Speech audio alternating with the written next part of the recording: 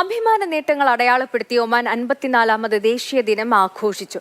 പ്രത്യേക സേനയുടെ സൈനിക പരേഡിന് സുപ്രീം കമാൻഡർ കൂടിയായ ഭരണാധികാരി സുൽത്താൻ ഹൈത്തം ബിൻ താരിഖ് നേതൃത്വം നൽകി. പ്രവാസികളടക്കം ലക്ഷക്കണക്കിന് പേർ വിവിധയിടങ്ങളിലെ ആഘോഷങ്ങളിൽ പങ്കാളികളായി.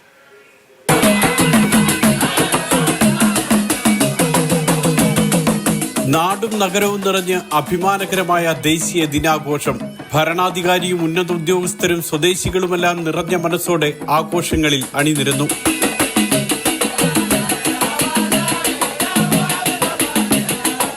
ആധുനിക ഒമാന്റെ ശില്പിയും മുൻ ഭരണാധികാരിയുമായ സുൽത്താൻ ഖാബൂസ് ബിൻ സയ്യിദിന്റെ ജന്മദിനമായ നവംബർ 18-നാണ് ഒമാൻ ദേശീയ ദിനമായി ആഘോഷിക്കുന്നത്.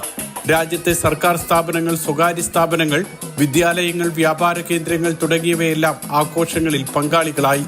ദേശീയ പതാകകളും പതാകയുടെ നിറത്തിലുള്ള വർണ്ണവിളക്കുകളും നാടാകെ നിറഞ്ഞു.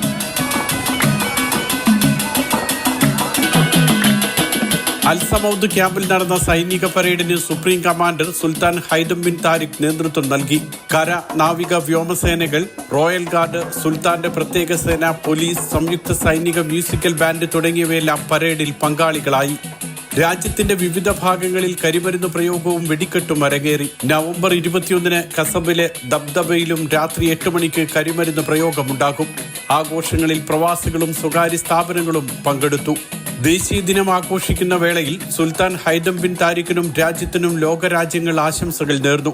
UAE, India, America, Azerbaijan, Kuwait തുടങ്ങിയ രാജ്യങ്ങളുടെ പ്രതിനിധികൾ ആശംസകൾ അറിയിച്ചു.